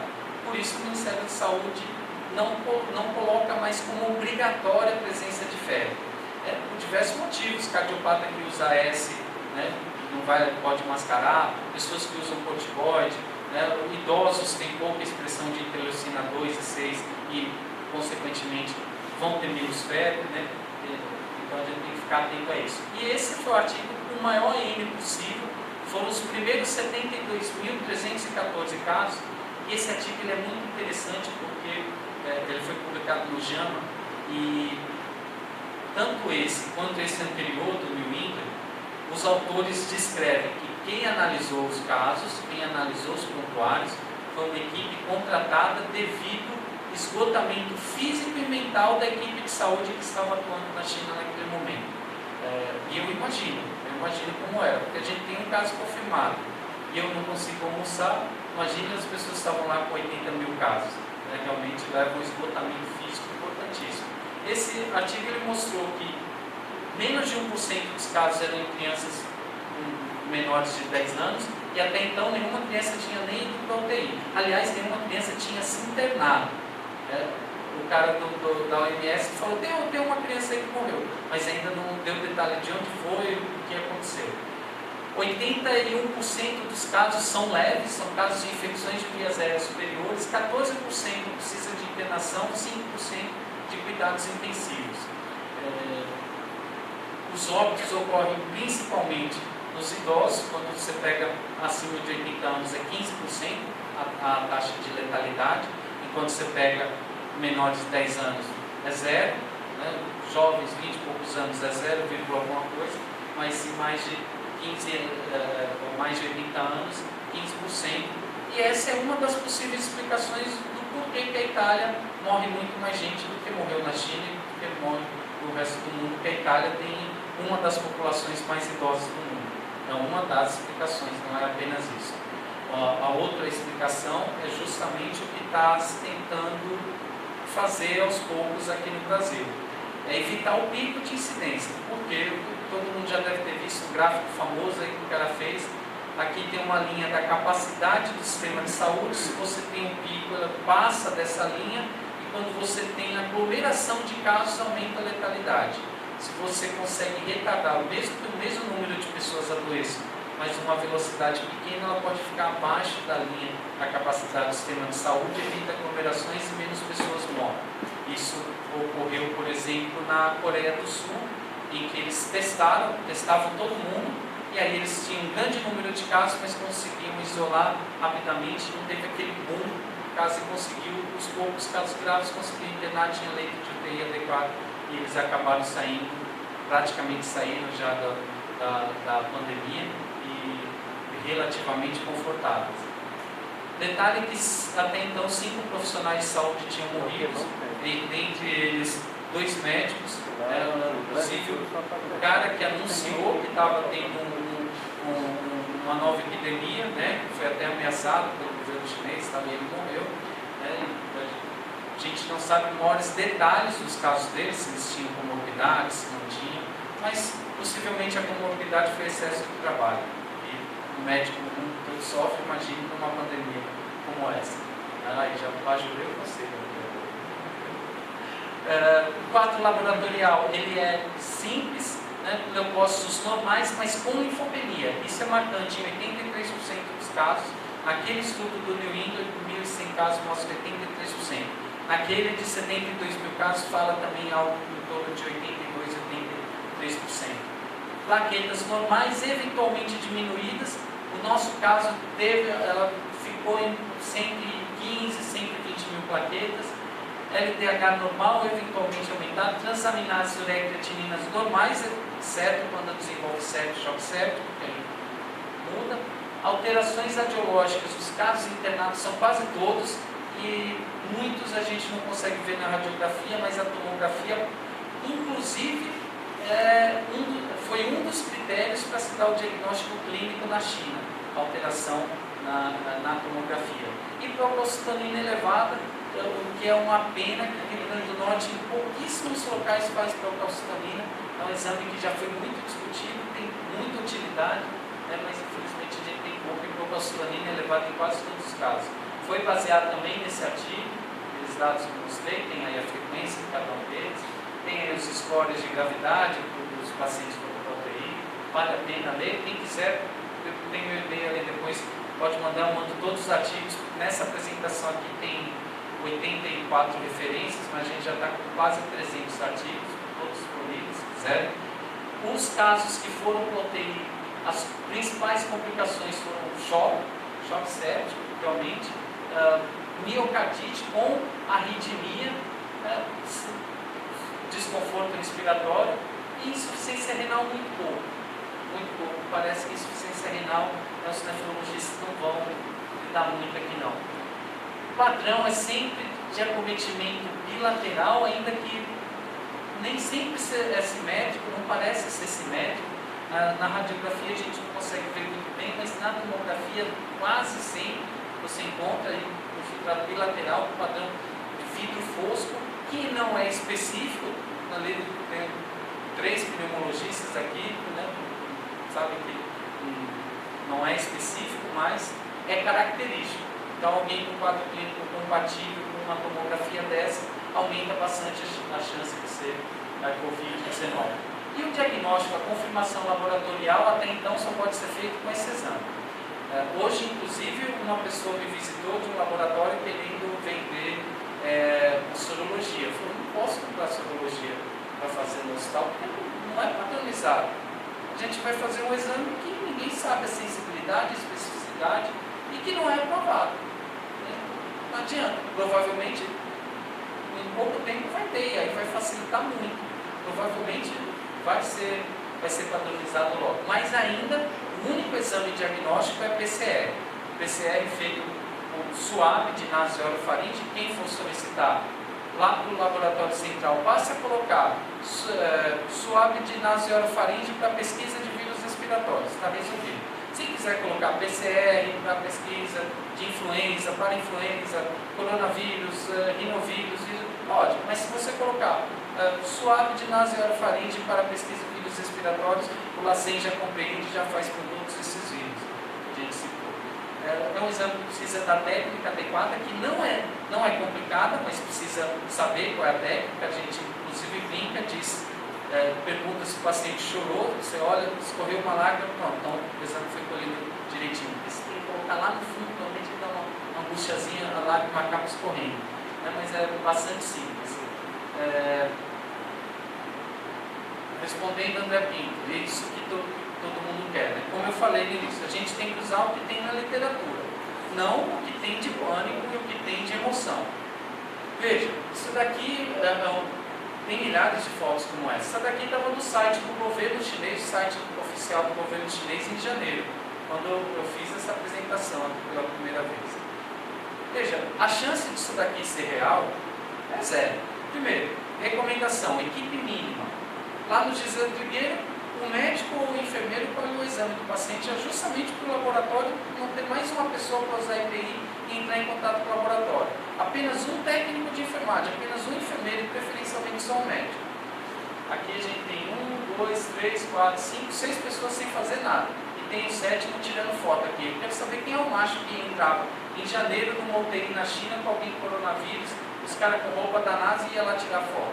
Então, foto promocional. Quem lida com UTI, quem lida com insuficiência respiratória sabe que o paciente jamais ficaria nessa posição. Não é? A cabeceira tem que estar elevada. E outra, está com massa, o paciente com insuficiência respiratória, e fazendo sinal de legal, né? Ou seja, essa foto é promocional, só que isso foi seguido por muita gente. Mas se você olhar a literatura, infelizmente não tem aqui um artigo, mas eu posso mandar para vocês. Recomendações da Organização Mundial de Saúde. Não é isso. Não é isso. Agora, muita gente está se recusando a atender o paciente se não tiver isso. Se fosse assim, a gente está agora com... Não é porque muda muito, mas de manhã a gente tinha quase 200 casos suspeitos no Rio Grande do Norte, e um confirmado. Desses eu posso dizer para vocês que eu vi uns 60, pelo menos 60, além do caso confirmado. Eu não usei nenhuma vez isso. Então era para eu estar, e desses 60 vocês podem acreditar que muitos dos exames ainda não estão prontos, mas vão ser positivos, não tenho dúvida. Inclusive hoje a gente tem uma paciente internada, entubada, com alteração radiológica típica e linfopenia, também com asma, um jovem de 20 anos, ela é internada por conta disso. Um desses vai ser positivo, a gente não usa roupa da NASA. O que precisa ser feito? Bom, primeiro, entender quais são os critérios de internação. Atualmente a gente tem usado o seguinte: doença não complicada, casa. Doença complicada, internado. Ou seja, pneumonia, ou as outras classificações internas. Se só tem IVAs, não. E aí é feito isolamento domiciliar. Muita gente critica o isolamento domiciliar, mas ele, quando bem feito, é extremamente eficaz. O maior exemplo foi o que ocorreu ano passado. Há 20 anos o Rio Grande do Norte não tinha um caso de sarampo, a gente teve 8. Os 8 foram tratados com isolamento domiciliar, nenhum foi internado. E cadê o surto de sarampo no Rio Grande do Norte nesse momento? Não tem, claro, uma doença que, com vacina, tal, mas um dado para vocês: 60% da população de Natal é vacinada da sarampo. Então era para a gente estar tendo surto se o isolamento domiciliar não funcionasse, porque sarampo é a doença de transmissão aérea mais fácil possível. Ela é por aerossóis, portanto fica suspenso no ar, e o raio ultravioleta não destrói como destrói o bacilo de cola. E a gente não teve o surto de sarampo. Então o isolamento domiciliar funciona desde que o paciente fique no seu domicílio, e é bom que o Ministério da Saúde, na sua portaria, colocou um termo de consentimento que o paciente, quando vai no domicílio, ele tem que assinar dizendo que recebeu essas orientações, que vai cumprir. Teve um caso na Bahia que a polícia prendeu, o cara que desrespeitou o isolamento domiciliar, então ele tem que ficar em casa. Segundo, higienizar as mãos. Então a gente falou as mãos, o principal transmissor. Higienizar frequentemente as mãos. Cobrir as vias aéreas ao tossir, preferencialmente com lencinho ou a parte interna do cotovelo, porque as mãos vão pegar na maçaneta, na mesa, nesse aparelho, no microfone, e vai contaminando tudo. Limpar e olha, isso emocionou. Limpar e desinfetar os objetos que entram em contato mais frequentemente, principalmente maçaneta de porta, celular, teclado de computador. Então tem que ser higienizado, preferencialmente com álcool a 70, que destrói em poucos segundos o vírus. Evitar contato próximo, então a gente falou 1-2 metros de distância. Então, tem em casa outra pessoa, você fica no seu quarto, deixa outra pessoa no resto da casa, e isso tende a funcionar. Não compartilhar os objetos, principalmente os que entram em contato com vias aéreas, como copos, talheres, escovas de dente. Eu falo de escova de dente, todo mundo fala, mas um dia eu estava na casa de um amigo médico, aí tomei um vinho pela primeira vez, eu nunca tomei vinho na vida, e tomei um colinho. Aí não podia voltar dirigindo, não, dá para ele. Eu falei, não trouxe nem escova de dente. Eu falei, eu tenho de visita. Eu achei estranho, mas era um fechado para visita. Mas eu não sei se alguém compartilha. E se tiver qualquer piora, retornar ao serviço de saúde. Os primeiros casos estavam sendo atendidos no José da Figueira, a gente estava conseguindo fazer, monitorar da seguinte maneira: a gente ligava todo dia para o paciente, todo dia, até sair resultado desse ano, até ele ficar bem. E aí, não, estou bem, estou deitado. Se tiver alguma pior, liga. Outro dia ligar, e aí, não, estou bem, não tenho febre, não tenho... Deu certo fazer. Hoje não dá mais, porque a gente explodiu o número de casos, não tem mais pedras para ficar ligando para o pessoal. Então, tem que orientar que se ele piorar, ele tem que retornar ao serviço de saúde. Ele chegando no serviço de saúde, a primeira coisa que a gente deve fazer é tirar ele do tumulto. Ou seja, sempre que possível, hospital, clínica, consultório, deixar um espaço que essa pessoa possa ser atendida, possa ficar numa sala de espera longe das outras pessoas. Às vezes não é possível, mas quando for é o ideal. Já na viagem a gente identificou, não, você vai para cá, aqui fica o restante do pessoal. Imediatamente dá uma máscara para ele, porque aí sim a máscara vai ser muito útil para quem está doente, porque quando ele tossir ele vai deixar de contaminar os objetos ao redor. Orientar que ele já higienize as mãos, porque a mão dele já veio contaminada em algum lugar e para evitar de ficar tocando nas coisas. Pronto. Quando a gente faz isso, a gente já reduz drasticamente a transmissão. O que a equipe de saúde vai fazer? O que está preconizado pela Organização Mundial de Saúde, pelo Ministério de Saúde é precaução para gotículas e precaução de contato. E não precaução para risco biológico nível 4, que é o do ebola. Aquela foto que é o que o pessoal do SOS Unimed quer, né? Exato.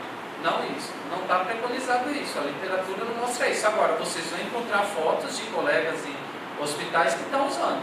Realmente, é o que eu falei. Estão usando por emoção, porque viu foto e aí está preocupado. Eu não vou criticar quem está fazendo isso. Mas o que tem na literatura não é isso. O que tem na literatura é precaução para gotículas. O que é precaução para gotículas? Máscara cirúrgica. Essa máscara branca. Essa você vai examinar o paciente, você fica a menos de 1 metro dele, se ele tossir, a máscara resolve. Pelo menos para a boca e para o nariz. Oi, diga.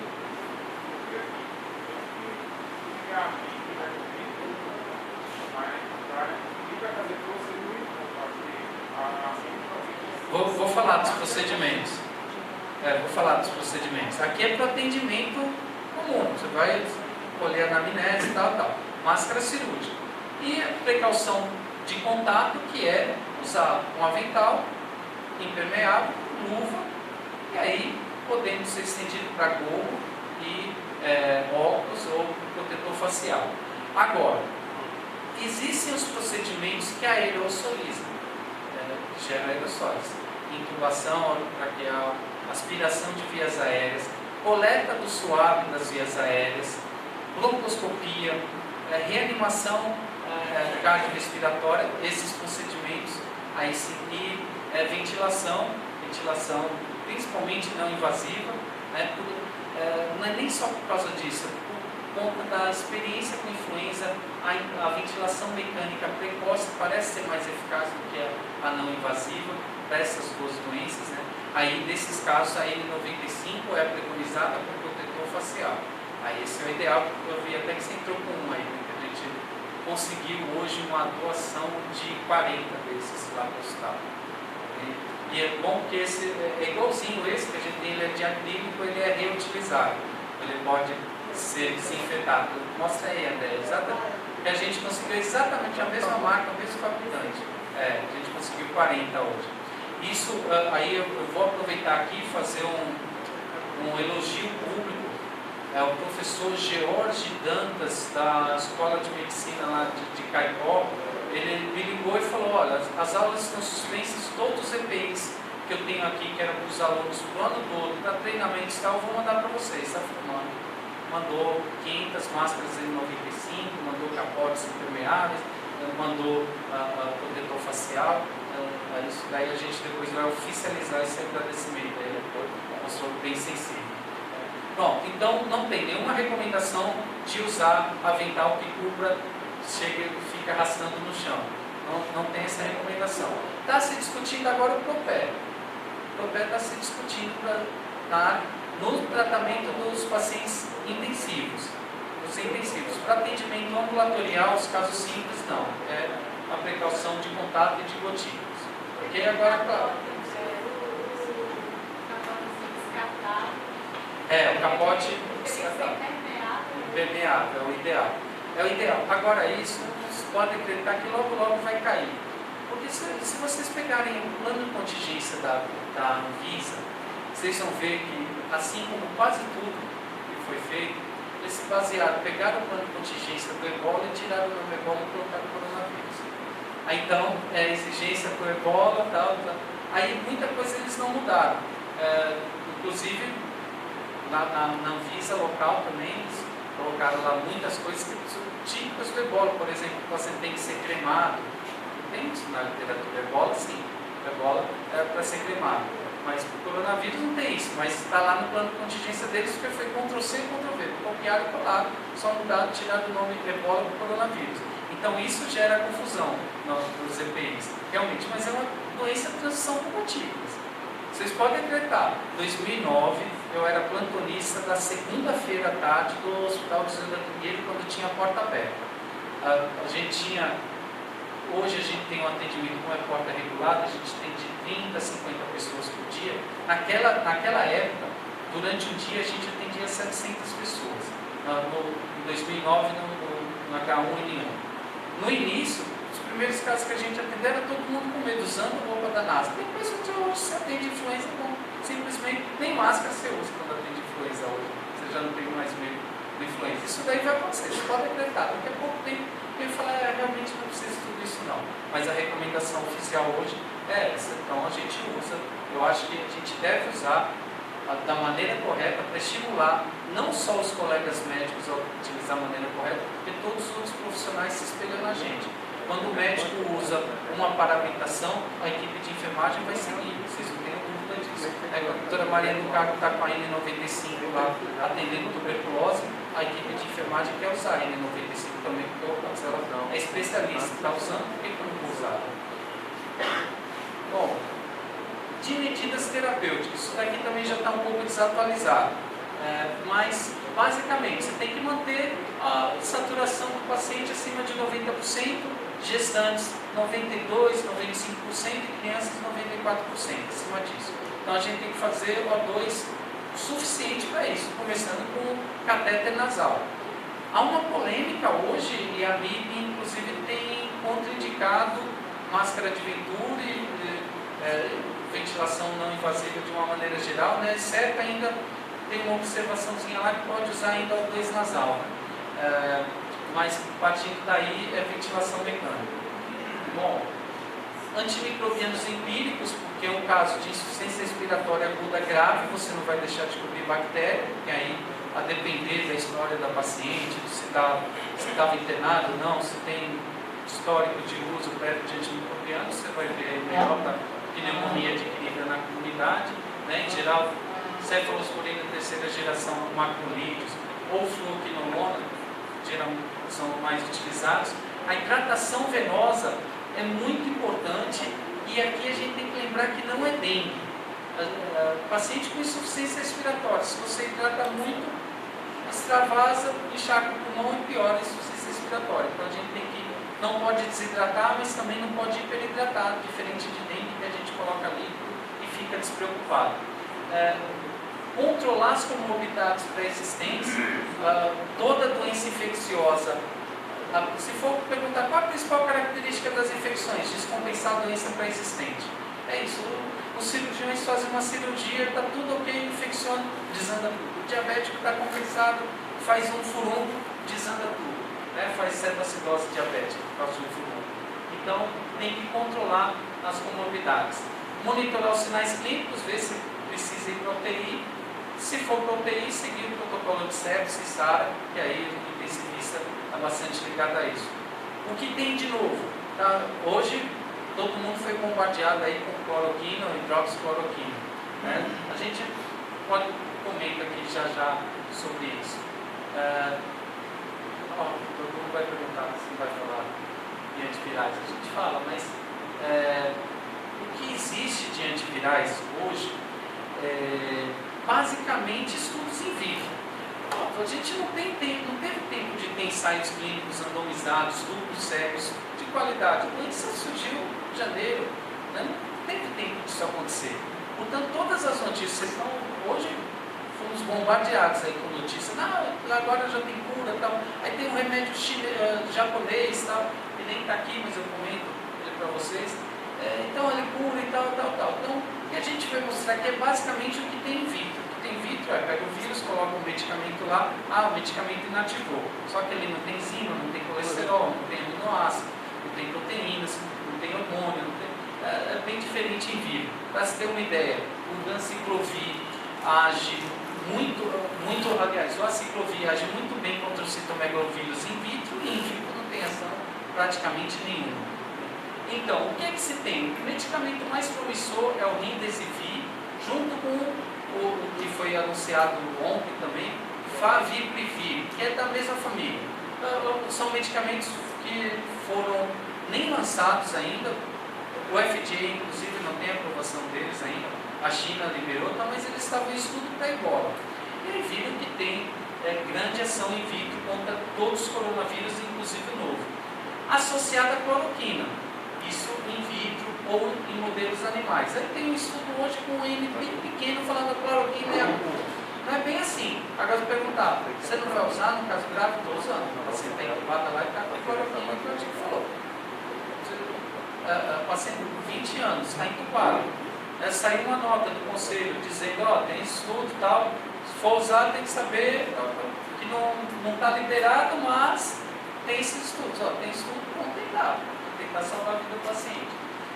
E outros medicamentos como o Lopinavir e Ritonavir, que nossa paciente também está usando, porque é um antirretroviral, que é o HIV também, um vírus de RNA, o Lopinavir e Ritonavir, muito conhecido pelo nome comercial Kaletra. No Brasil hoje a gente só tem ele em doses pediátricas, porque ele saiu do programa para adultos, tem medicamentos melhores hoje, mas como tinha lá para criança, e a paciente com sonda, a gente está fazendo com suspensão pela sonda anélica, ele também. Tem aí alguns outros, em macaco também, avaliando basicamente essas 4 drogas, Remdesivir, Faviprevir, a cloroquina e o Lopinavir. Esses são os medicamentos mais promissores que tem até agora. É a cura? Não, a gente não sabe disso.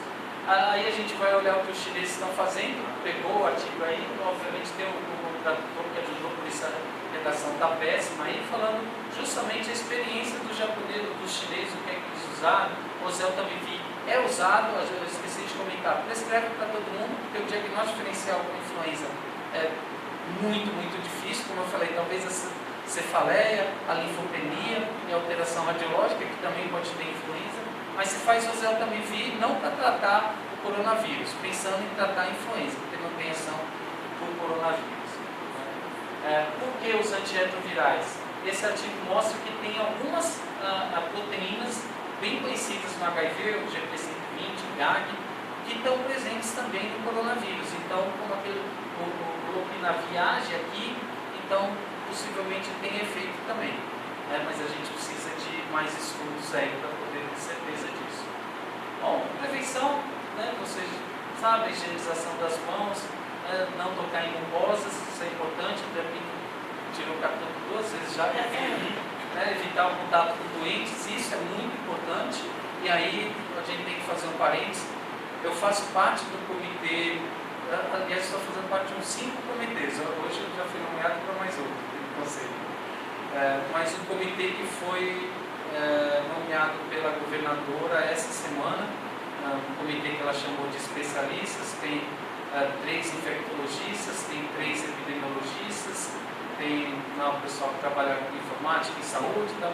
E aí foi depois do decreto da governadora, de fechar as escolas. E aí falou, e aí quanto tempo a gente vai deixar a escola fechada? Eu falei, eu não sei, não tem como saber. Porque assim, se a gente tem um caso confirmado, fecha a escola, daqui a 15 dias que a gente vai ter 30, 40, 50, vai abrir a escola. Uma coisa complicada. A Itália fez isso. E a Itália está catastroficamente agora. A Itália fechou precocemente e abriu precocemente. E aí os casos explodiram e óbitos ocorreram. Então, assim, já infelizmente dando essa notícia para vocês, quem tem filho na escola, pode se preparar que não vão ser 15 dias. Não vão ser 15 dias apenas. Porque seria contrassenso a gente fechar a escola tendo um caso confirmado e abrir com 50 casos confirmados, porque daqui a 15 dias a gente vai ter, não sei se 50, mas a gente vai ter bem mais casos. Pode, claro.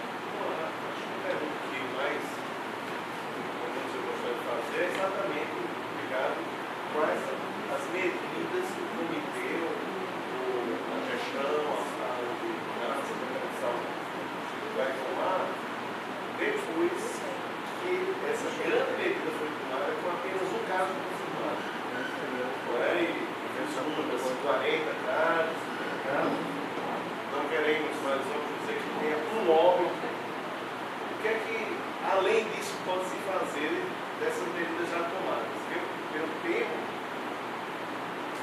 plano, aí sim vai vir o plano. 40 com dentro da lógica da coisa, você vai ficar com esse abacaxi na mão. Com confirmado, foram medidas duras, assim, a princípio duras, né? Com 40 confirmados em um outro, quais são as medidas que estão por vir? Essa é a minha pergunta. Exatamente. Se com um caso fecha tudo, com 40 não pode abrir tudo. É exatamente isso. Então, é uma medida difícil, porque os epidemiologistas, Fechar o centro da cidade, fechar o comércio. as reuniões que a gente tem feito é para fazer cálculos técnicos que os epidemiologistas estão fazendo, inclusive um deles é um colega médico, é Lyon, que a gente conhece. Os cálculos que tem na literatura para a gente fazer, a gente não chegou em consenso ainda. Se a gente partir de uma técnica de cálculo, a gente chega à conclusão de que a gente vai ter poucos casos. Se a gente partir de outra técnica, tem a conclusão de que vai ter 600 mil casos no Rio Grande do Norte. Então isso ainda está uma polêmica e a gente não tem essa resposta. Porque, na verdade, a decisão foi uma decisão política, o comitê não foi consultado, a decisão foi uma decisão política. Eu entendo que politicamente ela foi, talvez, acertada. Agora, não para 15 dias. Não como a Unicamp fechou 5 dias, o impacto disso é zero. Portanto, menos de 30 dias não tem impacto nenhum. Portanto, pode ser preparado, no mínimo 30 dias. Se, mesmo assim, o número explodir, porque os casos que vão aparecer agora, eles não são os casos que estão pegando agora, são os casos que já colheram há alguns dias, antes mesmo da medida. Os casos que vão aparecer, vão surgir, eles transmitiram para outras pessoas, entendeu? Então a gente vai ter alguns casos realmente. A medida que vem a seguir é radicalizar, fechar estradas, voos, a TAP já cancelou todos os voos, a Gol cancelou o único voo que tinha para Buenos Aires, ainda tem a empresa da Holanda que faz um voo charter para 2 vezes por semana daqui para o nosso aeroporto. As medidas no aeroporto, elas estão sendo tomadas, mas muito timidamente, porque a Anvisa tem um funcionário aqui no aeroporto, um funcionário apenas, só. Inclusive eu estive na Inframérica lá, fiz palestra para eles, conheci a estrutura deles, e eles só têm um funcionário da Anvisa. Então ele nem está presente toda hora, ele não faz acompanhamento, entrevista das pessoas que vêm de fora, então a medida é fechada. Agora, tem um impacto econômico que é incalculável, porque o McDonald's não vai fechar, mas o cara que vende hot dog na UFRN, esse vai quebrar. Só mais uma pergunta. No início, a gente viu a resolução a respeito da lei ser tomada, né? Em relação à funcionamento do Covid-19, mas a nota da Conselho Federal de Medicina tem um momento que ele recomenda, uma recomendação, uma hora da recomendação, de que sejam suspensos os ambulatórios. Deve ter lá, deve ter visto. Eu queria saber sua opinião a respeito. É uma opinião, eu estava torcendo para ninguém perguntar, mas essa é a mais polêmica de todas. Veja, eu não estou fazendo consultório nesses próximos dias, não é porque eu cancelei, não, é porque eu não estou tendo tempo. Aí eu até fiz, hoje é quinta, né? Fiz até ontem, mas essa próxima semana eu sei que eu não vou conseguir. Já desmarquei, não vou conseguir porque eu estou bem atarefado. Agora eu penso no seguinte, uma medida importante é a gente ter leitos disponíveis para a internação dos casos, não necessariamente graves, mas casos que precisam de um acompanhamento mais de perto. Se a gente cancelar todos os atendimentos na rede básica e nos consultórios, nos ambulatórios geral, a gente vai aumentar internações. Porque o hipertenso vai internar mais, o diabético vai internar mais, né, o pneumopata vai internar mais. E aí a gente eu acho que pode ter um efeito contrário. A gente pode acabar internando muita gente que, se tivesse sendo acompanhado nos serviços de não urgência, poderia evitar de internar. Talvez na rede privada a gente não sinta muito esse impacto. Os pacientes dos nossos consultórios, a gente deixa a receita, ela presta, mas os usuários do SUS, Isso pode ser, eu sei que meus pacientes com HIV no SUS vão se internar todos se eles não forem atendidos, se eles não tiverem...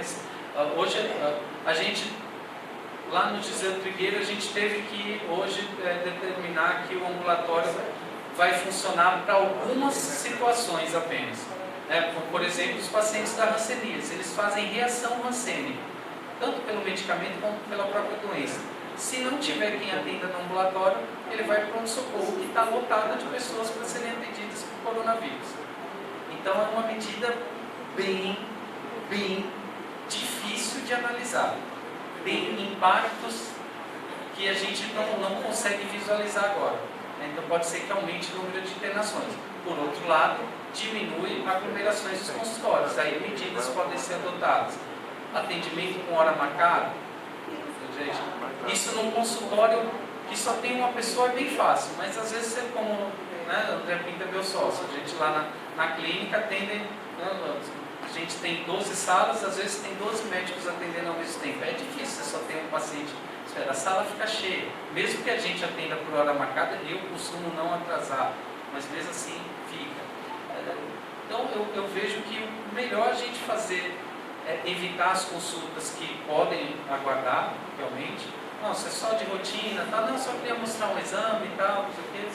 Tudo bem, mas os de doença crônica que podem descompensar, eu acho que pode ter impactos ainda. Eu te conheço também.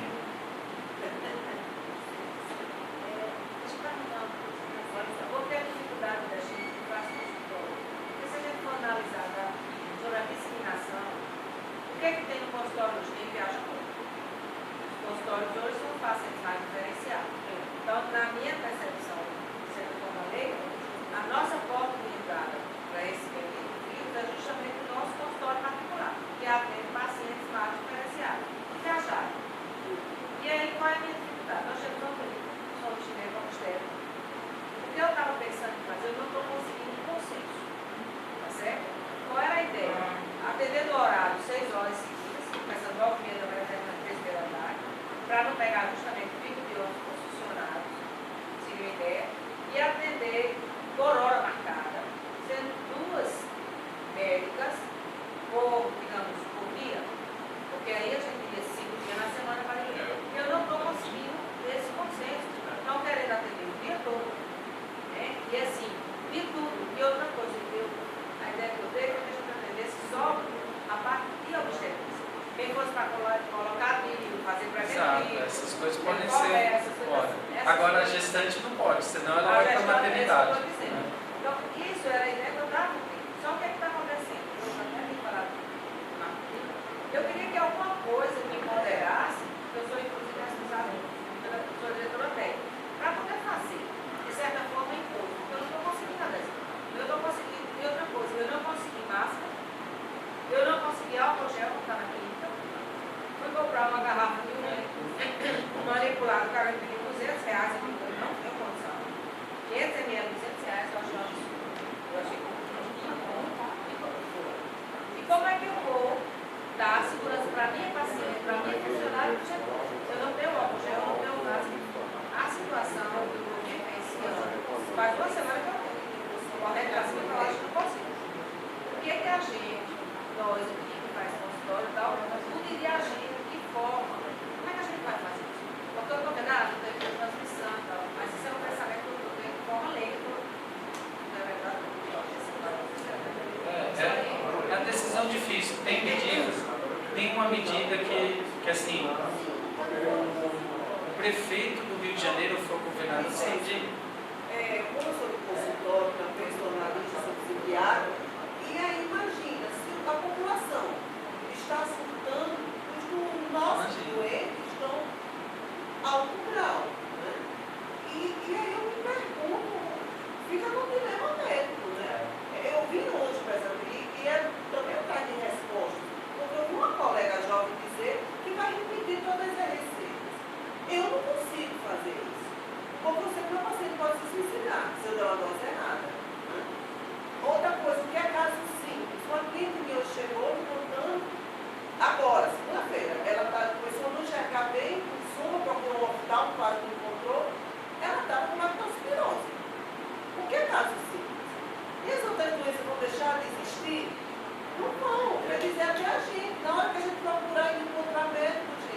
esse é um comentário interessante. Eu tenho dito sempre, quem menos tem medo do coronavírus são as outras doenças, porque não vai deixar de ter cardiopatia, diabetes descompensado, espeleopatias. Quem menos tem medo do coronavírus são as outras doenças. A grande questão também, por exemplo, eu atendo os dois ciclos, público e privado.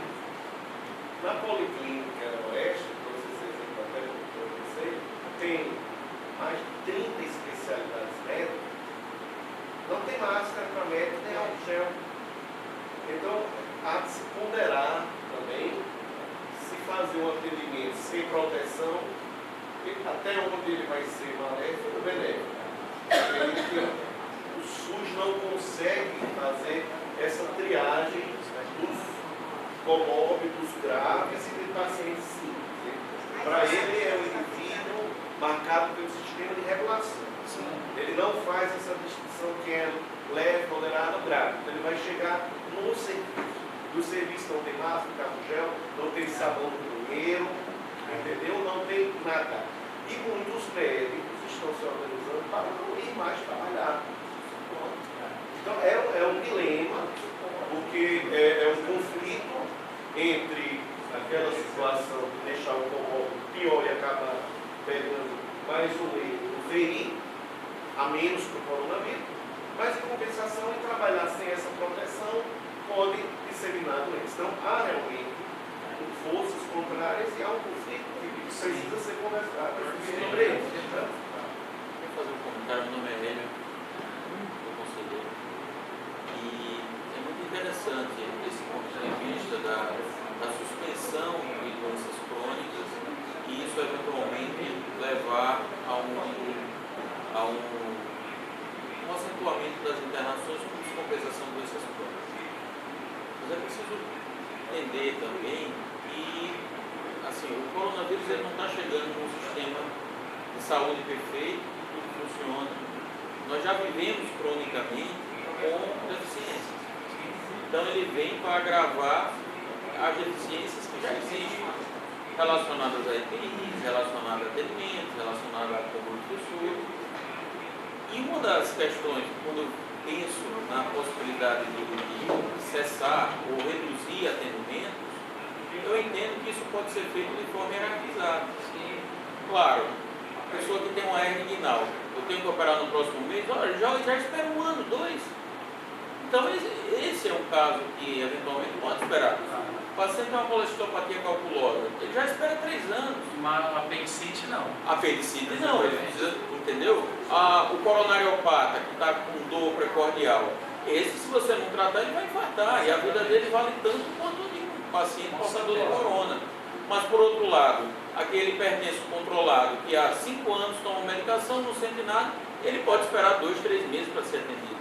Então quando eu penso na possibilidade de suspensão ou redução de atendimentos, eu vejo algumas, primeiro, que isso tem que ser feito de forma hierarquizada, para você não estar suspendendo serviços essenciais que matam, por doenças que matam, mas ao mesmo tempo você tem outras vantagens. Por exemplo, o uso de EPIs, o uso de máscara, luvas, uma série de coisas que hoje, em situações de normalidade, elas já faltam.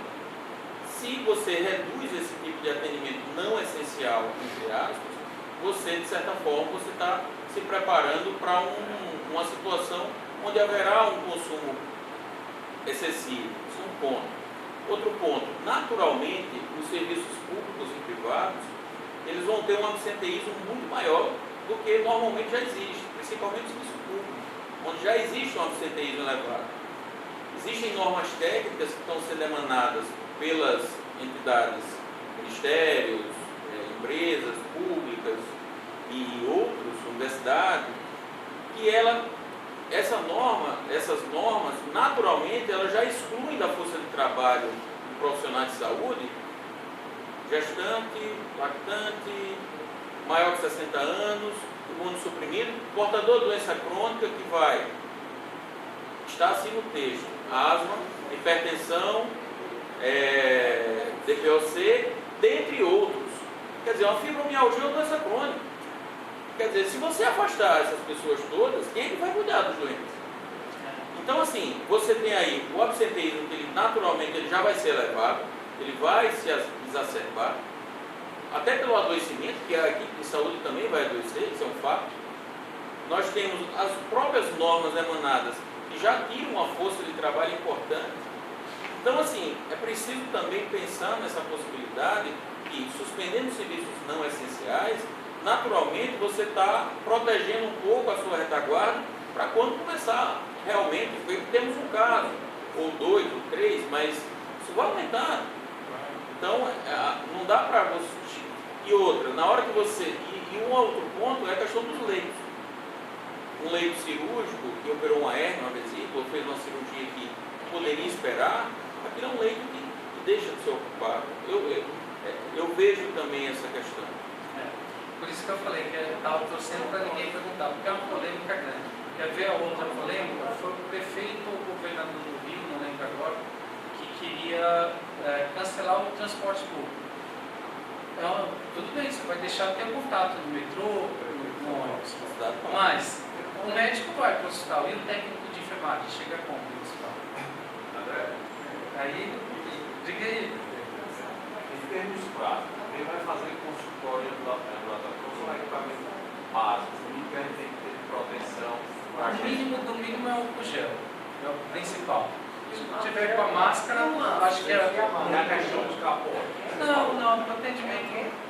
Você acha Como? Porque a máscara, como eu tinha dito aqui, ela vai ser útil quando você se aproxima a menos de 1 metro. Quando você vai fazer examinar o paciente, nesse momento é obrigatório. Agora, ficar 24 horas com a máscara, não. Porque essa Você questão aumenta a máscara e o álcool. Você está aqui passando 2 horas. Ela pode até durar um pouco. Essa daí é 2 a 4 horas, dependendo do fabricante. Então seria só o álcool gel e a A máscara. Eu sou otorrino, né? A minha especialidade, os trabalhos, a experiência europeia mostrou que é mais contaminado, né? Acima de 80% dos médicos otorrinos italianos foram contaminados com Covid. Eu ia dizer que você é otorrino de pai e mãe, mas é só de pai, né? Então, assim, pediatra. o que é que a gente tem? A gente tem ambulatórios, eu trabalho, por exemplo, na policlínica. O nosso dia a dia é pacientes com sintomas leves. E a gente não vai, dentro em breve, saber diferenciar esses quadros leves se são corona ou não.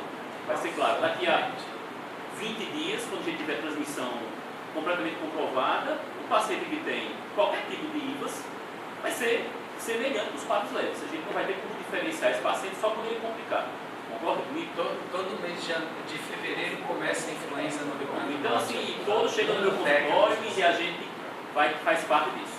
Só que começa com uma doença que tem uma taxa de letalidade maior, principalmente entre os idosos, e a gente, por exemplo, trabalha numa policlínica da prefeitura, com 10 especialidades. Esse é o grande.